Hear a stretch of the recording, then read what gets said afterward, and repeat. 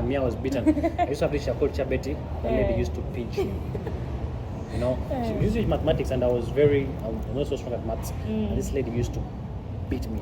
When growing up, I had short-term memory. Yeah. It was like an effect I had. Yeah. So I used to forget a lot. So I used to get a lot of beating for it. Yeah. A lot of beating for it. And then I got healed when I growing up. Got healed. So yeah, but special treatment here and there, but discrimination here and there, but it's not too much. I think. What about within your friends? With my friends, yeah. But I also think people shouldn't be treated according to how they look like. I think people should be treated by what comes out of them. Who they are on the inside. Yeah. What about those random questions that people be asking? Like you meet someone and me, the most annoying question that people ask me, like when you're moving and someone's like, "What are you? Orichi? You get that annoying. The questions I've asked. Uganda. I wish they could pay us every time they ask us that question. I think we'd have stacks of money. Yeah. But then another question they ask me mostly. I think the only weird thing, one of the weirdest questions I've faced is borders. Yeah. Or even taxi people. Yeah. I've worked for a taxi for a long time. Yeah. But borders, a guy approaches you, he speaks Uganda, and he answers you in English. Yeah. And he struggles to with keep his up. English. Yeah. You're like, bro, out of respect, I'm speaking Uganda, so speak Uganda. Then people increase prices all the time. I know that. Most of my friends don't work with me to get borders because they know they'll be asked different price. So most times, even buying things, just from the shop, shopping downtown. Yeah. That one, it's just automatically. Even people supply to me things. Yeah. Like people who sell to me jeans, they know Raj won't bargain, and something they've created because I'll be like, this trouser is 50k, and they won't cut it. Because Mama knew a studio son. Yeah, studio son. Yeah. Any funny stories you can share with us? Funny story? Yeah.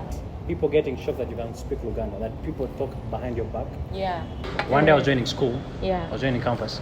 So I'm seated doing the admission office, and these girls are talking about me. Yeah. You get? And I'm pretending like I don't know what's happening. Then out of the blue, I just speak a Uganda word. They kept quiet.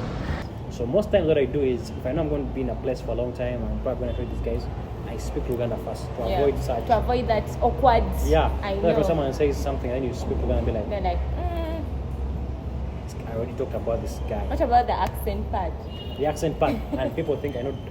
Most people tell me, my friends tell me, if you used to shake your head and have that Indian accent, I think we'll be your friends. Yeah. One of the things I really find interesting is I'm Christian, so I do sometimes street preaching.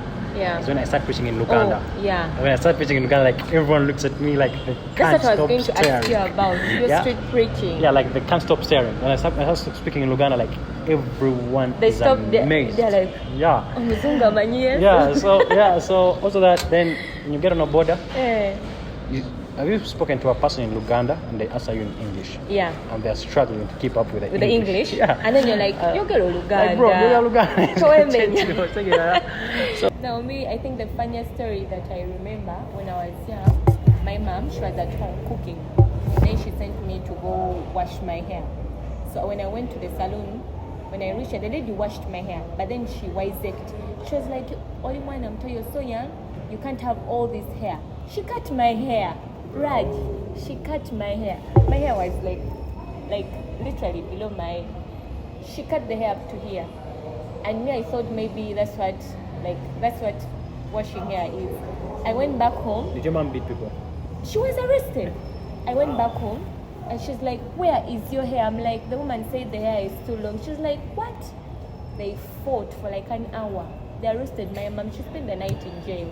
But at the end, lady? She was also arrested and they made her pay. She paid my mom some money. But can you imagine? Like cutting my hair thinking like deciding that the hair is too long for she was going to sell wigs. but check me out. Talking about hair. Growing up, I never cut my hair. The first time I cut my hair, they had to cut it from a temple. From a temple kind of feeling. Because, I don't know, Indians and their gods and stuff. Then, when I go to salons, people want to cut my hair. I want to get the feel of cutting my hair. but my hair is long, so Yeah. I'm not cut my hair in like 2 years, so mostly I cut my beard. But Have you at some point been embarrassed of just like your color or who you are? I don't think Like I'm. because you grew up in a place where people look different. I think I didn't get. I've not been embarrassed. I Yeah. just had a little here and there. Yeah. But so when people look at you, the first thing they think is you're rich. Of course, you're rich. Yeah. The first thing they categorize and stereotype is wealth. So Yeah. people chase you for that. Yeah. True. Then I realized something. Most girls don't like you for who you are. True. They like you because of your color. Yeah. Many times girls have come to me and told me, "Can't you get me pregnant? I'll take care of the kid." What? You're like, bro. Okay, they just want a kid from you. Yeah, a kid from you looking like you. Like, bro.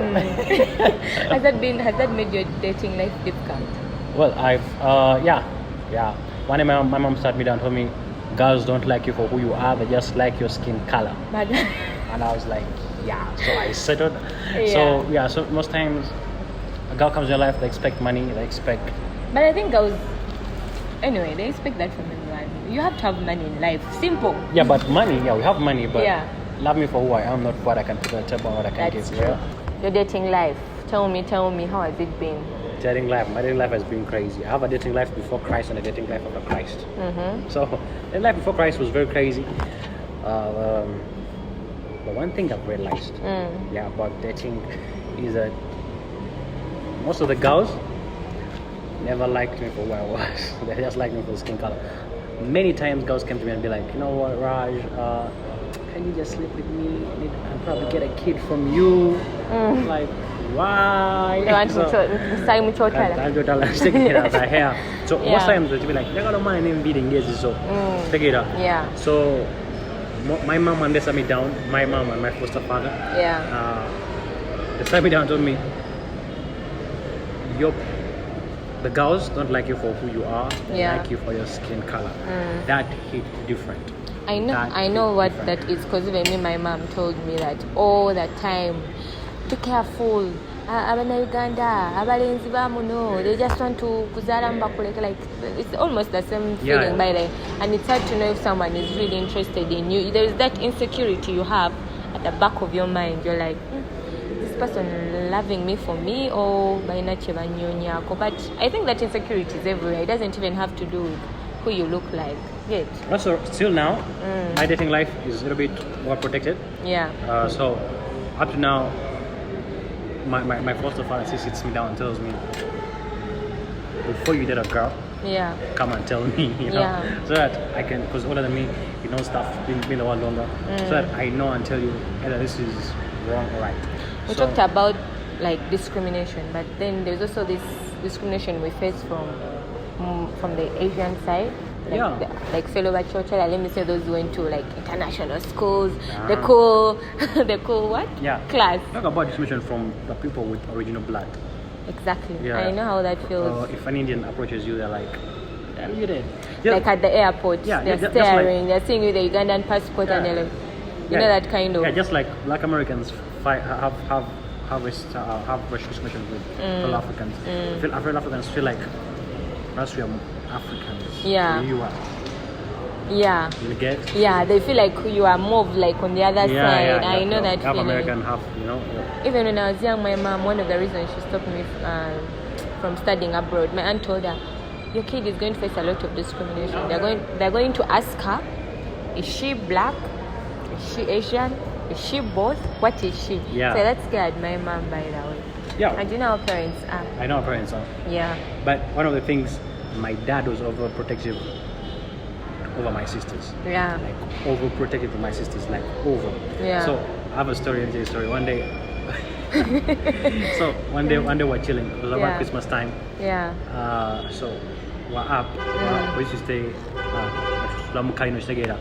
So my sister is doing some stuff, and then a boy from down whistles to her. Yeah. Probably when the boy was also doing his own stuff. Yeah. Okay, having his own good time. My dad came from down and almost beat up the boy. You know. So, What? Yeah. So dating for us has always been overprotective. Till now, till today. Yeah. So. Have you dated different people, like different colors? Yeah, I've dated a white girl. random girl dated a Ugandan girl.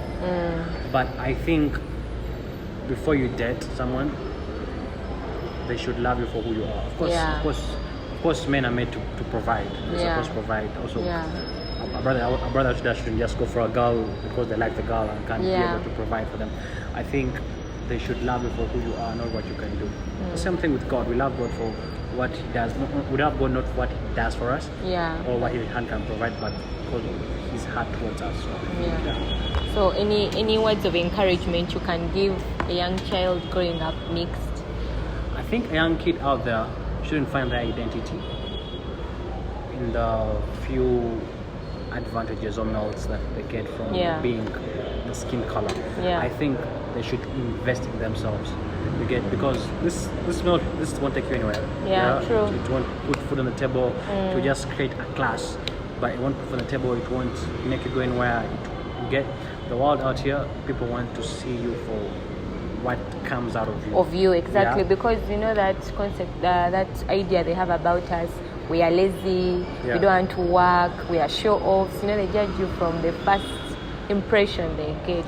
Because I've had so many people telling me, man, I didn't expect you to be like this. I'm like, how did you expect me to be? Because let me tell you something.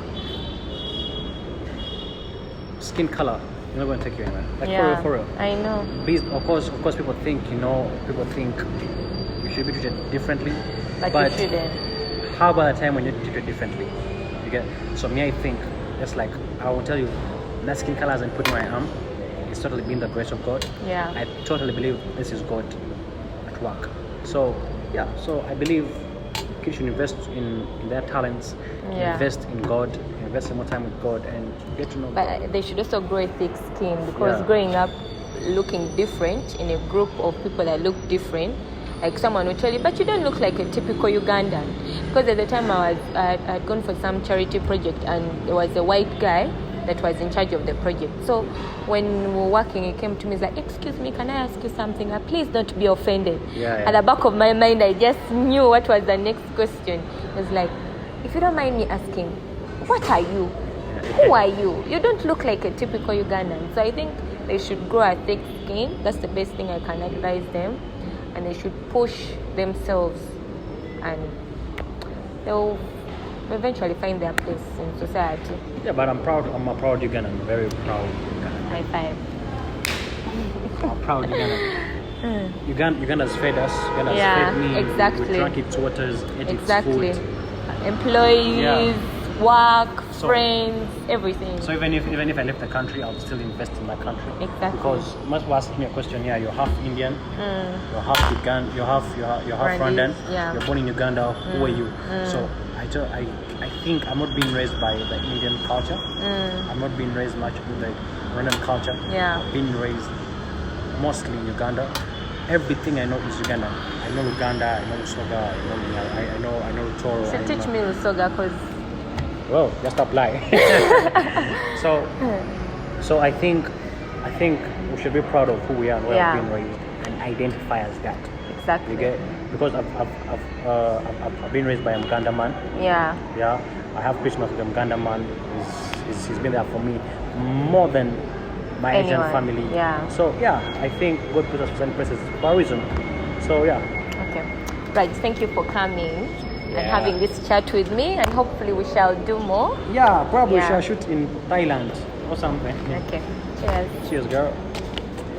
Thank you guys for watching. That was it for today. I want to thank Raj for joining me, and guys, don't forget to like, share and subscribe to my YouTube channel, because that's the only way it's going to grow.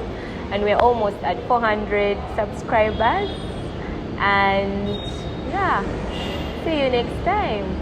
Mwah.